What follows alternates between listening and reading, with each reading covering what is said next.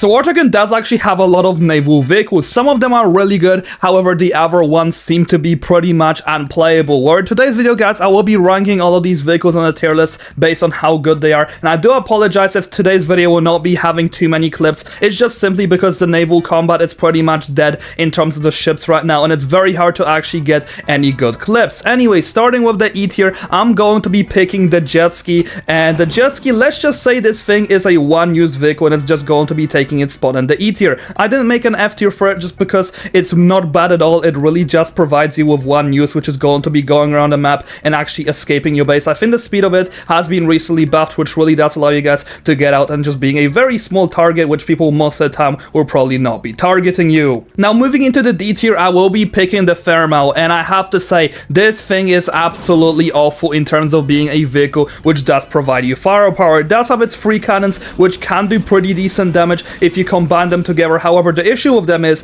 that you run out of ammo so quickly by the time you even say one word. That's how insane it actually is. The damage can be good in bursts, however, it's just this one thing that really drags it down. However, with this vehicle is actually very easy to actually eliminate the player instead of actually killing the vehicle itself because of how exposed the player actually is to explosives. So if you know where to aim against the thermal, you're pretty much just gonna end up dead. And really, I have tried so much to record with this thing, and so did my other friends. It is just unplayable as a vehicle with firepower. Now, actually moving into the C tier, and the first vehicle I'm going to be picking for it is going to be the PR-206. I have to say, this ship did really have a lot of potential. However, it does have a pretty similar issue to the thermal, and that's going to be the fact that if you do know exactly where to snipe, then you're going to be able to kill the driver with absolute ease by just using explosives. However, this vehicle does actually provide some explosive guns which can actually do some decent damage. However, you have to basically be angled in a perfect way or else you won't be able to actually combine your DPS. With this, it does also provide some torpedoes, which they can be pretty useful at actually finding submarines. However, the issue is you're pretty much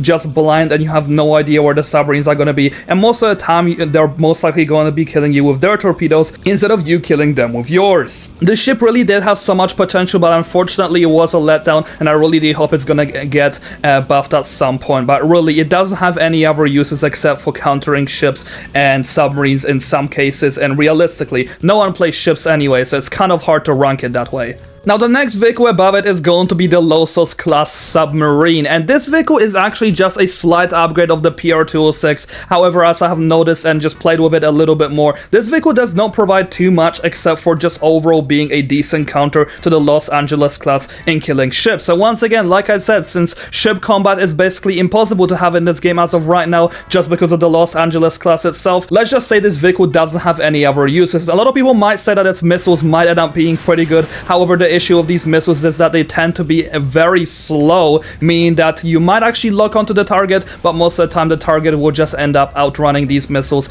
and if there's no one to actually lock onto, then these missiles are just gonna sit there for a little bit and then they're just gonna end up despawning, which it's really just a weird mechanic, to be honest. I prefer the missiles on the Los Angeles because you have so many of them actually allowing you to use them to find where the enemies are, but with these you only have 4, and these 4 missiles are basically going to be last of your weaponry, which will really be able to do anything against targets which ain't in the water. Now, the next vehicles on this list will actually get a lot more versatile, and in front of the Losos class I will be placing the Barracuda, which might actually be a very weird pick for some people, but my reasons why are actually pretty simple. This is going to be an incredibly fast ship which can easily get around the map. However, with this, it doesn't have the problem which the previous ships which I explained actually had, and the reason why is because of its small hitbox, and therefore you're probably not going to be able to kill the driver. But with this, you also have 1,400 health, which is actually quite a lot for a speed of 80 knots. You can really use this vehicle for movement, but with this it also does have a gun or a cannon which realistically shoots for a very long amount of time, and if you do manage to pull really good lead on helicopters and planes, you might actually be able to use this vehicle very well against them, and even against fighting other boats like the PGO-2, maybe fighting the Douglas and all the other ones which are just much better. This vehicle will also have some really good firepower, and overall it's just an amazing starter vehicle which does doesn't require an operation. Now the last vehicle which I will be placing on the top of C tier unfortunately has to be the Pak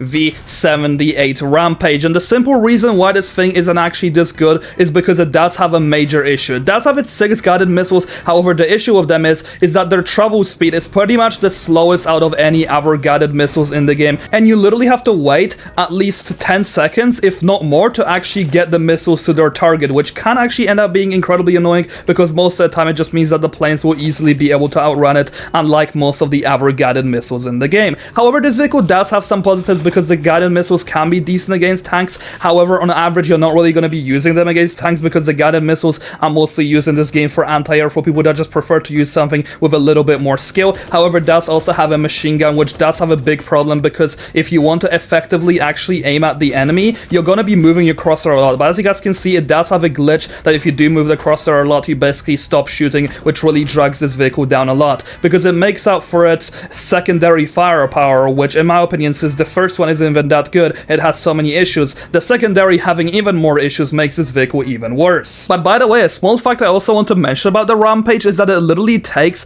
2 to 3 guided missiles to actually be able to kill most planes in the game, which really actually sucks because these guided missiles barely do any damage, and combining that with the travel speed, which I just talked about, it really does make this vehicle even worse. And now moving into stuff that truly does get pretty good, at the back of B tier I will be placing the USS Douglas. The USS Douglas simply takes the spot as one of the stronger boats in the game because it does have its versatility, and that's going to be through its guided missile, which most of the time will actually be able to one-tap planes. It doesn't actually have the problem of the travel speed because the missile travels way faster than most of the guided missiles in this game. However, with this, the only real problem that these guided missiles actually have is that they actually kind of go all over the place, which kind of really sucks because it makes these missiles a little less usable and sometimes inaccurate. However, you also do have a cannon which can do some pretty good brute force. It can be good in terms of overall killing stuff on the ground, but also killing things in the air if you're going to be accurate. However, the problem with accuracy these days is that if you point your crosshair to a specific place,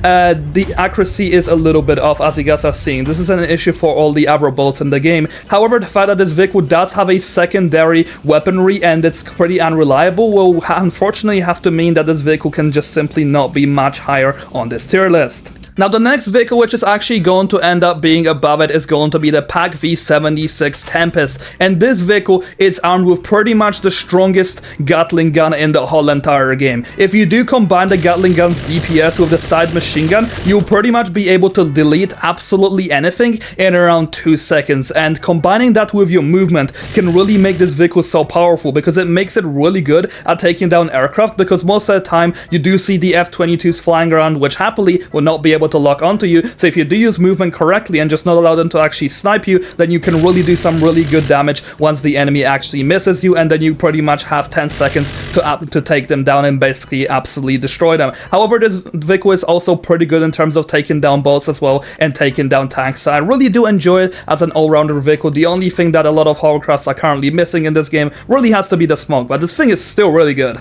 However, a vehicle that's going to be slightly in front of it is going to be the anti-air variant of the starter hovercrafts. I have to say, in my opinion, this might be one of the most underrated vehicles in the game, and the only reason I actually put it above the previous one on this list because it does provide something that a lot of other vehicles in this game do not actually provide, and that's going to be anti-air capabilities while having some of the best movement in the game. Being able to fire literally 8 missiles at the enemy will be able to take down pretty much every single air vehicle in the game, except for something like the transport vehicles or the V-22 Osprey, which is still meta, by the way. And most of the time, the enemy won't actually see you coming because they will expect the anti-air spam to actually be made by the Panzer or the Patriot, so they will actually not be looking into water to try to counter you. And this vehicle's main power really does come from the fact that you are incredibly unpredictable, because once again, no one really expects a hovercraft to be spamming anti-air missiles at them. It's something not seen before in this game. However, this thing does also not fall short in terms of ground capabilities. Its 8 missiles will actually be able to take down pretty much anyone that's going to be on the ground, while also being able to take down most of the tanks in this game whilst you do actually upgrade this vehicle. I really do like it for its firepower and versatility and the mindset you actually need to play with this vehicle. Now the next vehicle which is going to go in front is going to be the AVH Reaper, and in my opinion this thing is actually not used very correctly by a lot of players, which they constantly complain about this thing not being very good. However, this thing is once again like the other hovercraft hovercraft's all about movement, but what it does actually provide for you is going to be the versatility, which most of the hovercrafts in this game do not actually provide, because this vehicle will be able to easily take down tanks, it will be able to take care of air vehicles. However, you do actually have to use the environment to your advantage and really just take advantage of the speed as well. If you're not gonna do that and you're just gonna stand still in this vehicle, then you're obviously not gonna do well. Most of our hovercrafts in this game are a glass cannon, and same with even the Overlord, which I'll be covering later down this list. But overall, this vehicle is still pretty good. However, it's definitely not gonna be making it into A tier and way above in B tier, because it just simply doesn't have the skill set that a vehicle will need in order to go that high. Also, one issue which I also noticed with this vehicle is that how long you actually have to wait until you switch your weaponry. This can be annoying at times, because with most vehicles in the game, you don't really have this nerf, but for this vehicle, you do, which kind of sucks, and it really does make this vehicle a little less usable, which is why people end up just switching to other hovercrafts. Now, the last vehicle which I'm going to be putting in B tier on the top is going to be the PG-02. In my opinion, this is pretty much the most underrated ship in this game, and a lot of people still underrate it till this day. It sounds like it doesn't really have that much, however, it does provide so much for you, and that's going to be the movement that it provides while having the versatility of having smoke, which is really good at actually countering missiles. But the most important part about it is that this vehicle, by far, like the previous hovercraft, does actually have the strongest Gatling gun in the game, which will easily be able to shred everything in the air and pretty much most of the things on the ground, while also being a good combatant against stuff like the Zumwalt. Because if you guys didn't know, the way in which you could counter stuff like the Zumwalt in Independence is actually going behind it and just countering it that way. And since this vehicle does have such high speed, combining it with a pretty high amount of health, it can easily get close and actually cause a lot of issues for these other vehicles by simply countering them. But it's just an all-rounder really good vehicle which just has a good skill set to actually do really well in this meta. However, of course, you do have to be pretty skilled with it and learn to lead your shots correctly. Now, actually moving into the A tier, and I'm really saddened to say this, but the Zumwalt unfortunately only has the place in the A tier, and I simply cannot put it higher on this list. The Zumwalt on release used to pretty much be the best vehicle in the game, but as time went on, people learned how to counter it, they understood its mechanics, but also I believe it has been nerfed a few times as well. So the Zumwalt does provide you 10 ground missiles and 10 air missiles. However, the issue of these ground missiles is due to the way in which the environment and combat is actually shaped in this game. Unfortunately, these missiles will just end up going forward and hitting the environment. So in terms of ground capabilities, unless the enemy really doesn't know what they're doing, the Zumwalt will not be able to do much to them. However, in terms of anti-air capabilities, this vehicle is also not very good, because its cannon, yes, it does do some pretty good damage, however, it does have the same issue of actually being heavily inaccurate. As you guys can see,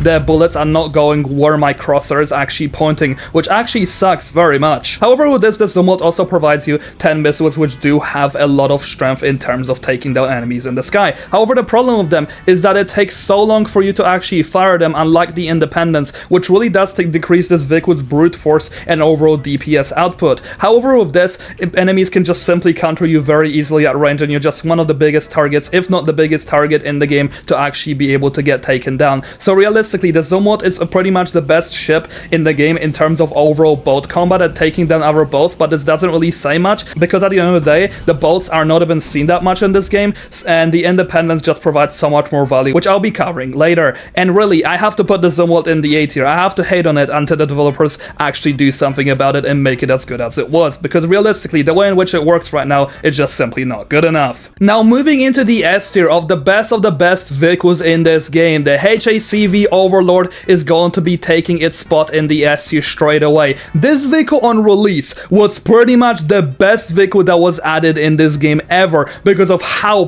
powerful it was at shredding ships and shredding tanks. However, after the nerf, it's no longer going to be as good at that. So you really do have to play for the rockets at long range, while also combining your DPS with missiles, so there's no longer any free wins. However, this vehicle does have a lot of advantages, and that's going to be its insanely high speed, while also having a flak cannon, which, by the way, if you guys don't know how it works, it basically hits the enemy when it's near it, so the bullet basically explodes in that sense, basically like proximity shells. And this is actually extremely effective against air vehicles and helicopters. The helicopters can, of course, counter it because of the way in which damage multipliers work in this game, causing this thing to get shredded very easily. However, in terms of planes, this vehicle will easily be able to take care of you, because the planes do have to actually land themselves up, and the way in which the planes line up in this game really does open up a lot of opportunities for this hovercraft to actually take them down. But also, it does have some really good lock-on range, allowing you to know where everything is at all times in terms of ground combat, so that's why I'm going to be putting it there. Oh yeah, I also forget, it does have APS and smoke, so missiles will pretty much be useless against you. Now lastly, moving into the top of S tier, I will be placing the USS Independence, and it could really go either way with the Overlord, but I just think it does have a lot more uses than what the Overlord actually has. So the USS Independence basically fixes all of the issues that the Zumwalt has. It did have a very inaccurate cannon, and this Independence ship still does have a somewhat inaccurate cannon. As you guys will be able to actually see, it has a similar issue than the Zumwalt. However, the thing is, you can shoot for such a long amount of time that you can actually learn to lead the shots much more effectively with it, and some shots might just end up hitting basically for free without you actually having to aim them. However, another thing about the Independence that's really good about it is that it can shoot all of its missiles in basically 1 second, not having the issues that the Zumwalt has. However, one of the most important parts, the most overlooked parts about this vehicle, is that it is a perfect base defense when you're being raided by air vehicles. The serum combined with missiles and this cannon at close range will basically be able to shred any plane and any helicopter in the game, and this vehicle is basically a perfect selection in terms of being able to defend yourself once you're being raided in like a 3v1 scenario. Of course, the Zumwalt will be able to beat it in terms of boat combat, however that doesn't really say much because the Independence is just much better at taking down stuff in the sky, and since air is meta, that's the most important thing which we're gonna be talking about. But also, it can be pretty good against ground vehicles because of this cannon, which once again, in my opinion, is just much more reliable. I prefer to have a much more reliable cannon than one that does too much damage, which of course, this damage wouldn't really matter because it's just not gonna end up hitting. But also, I noticed that the Independence is also taller than the Zumwalt, and this actually does make a pretty big difference because since the Zumwalt is much shorter than this vehicle, it will not be able to actually fire over the environment as effectively as the Independence can. But since the Independence is so tall, its cannon is located in a different place, allowing it to just overall have better use in terms of ground combat and actually having a go at the vehicles which are trying to kill you on the ground instead of just being a sitting duck that cannot do anything. Now lastly, moving into the game-breaking tier, which in my opinion, this is the best vehicle in War Tycoon as of this current moment, and it's not even close. It is going to be the Los Angeles class. This vehicle basically breaks the ecosystem of War Tycoon because you can simply submerge underwater and never be found again. If you want to counter ships, this vehicle has you covered with its torpedoes. If you want to counter air and have basically map range, the TV missiles will do the job just fine, one-shotting pretty much every single plane in the game. But if you want to scout the environment and just know that an enemy is near you, well, you can just use these missiles, fire the map, and they will be able to tell you where the opponent is. And then you can just simply finish them off with the TV missiles. The advantages that this vehicle really provides are just game-breaking because you can simply not counter it in any way unless you will be using specific vehicles which are counters to it, which most of the time they won't even end up working, to be honest. And who wants to be sitting in a J36 and being a Dorito all day, getting sniped by everything else in the game just to be able to even have a chance to find the Los Angeles, which is probably camping in the perfect spot, and you won't be able to find it anyway. Are submarines gonna be even more OP as they start adding more? Is the Game Pass submarine going to break the game even more? Those are a lot of questions which the community often asks, and I really do hope that's not gonna be the case. But yeah, for the time being, the Los Angeles is basically the best vehicle in the game. But yeah, thank you guys so much for watching. I really did enjoy making this video. I would like to give a very huge thank you for all the recent support. So yeah, if you'd like to support me more, make sure to join the Discord server. The link is going to be in the description where I interact with you guys. But yeah, thank you so much for watching, and thank you so much to all my channel members.